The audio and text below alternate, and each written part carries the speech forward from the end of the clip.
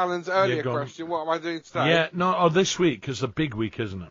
Indeed. Well, Thursday I'm doing Arsenal, home to CSK Moscow. I'll be building up to that during the week as well. I'm doing a bit of Champions League action, not the City game. I'm going to be concentrating on Barcelona against Roma. But today, Alan, I'm very excited. I'm going to a Championship game, but before that, I've been invited by one of my very close friends and colleagues at talkSPORT round to their house for lunch. Ooh. What time do you want me, mate? I'm at Ipswich Millwall this afternoon. What time do you want me round for lunch? Knocking on the front door.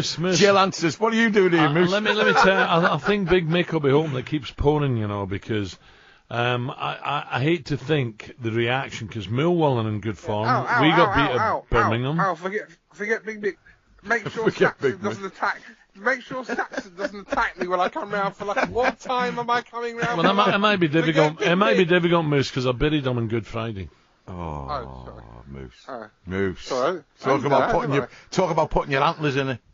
Well, I didn't know, did I? I'm sorry. Moose, bring a spade. 7:42.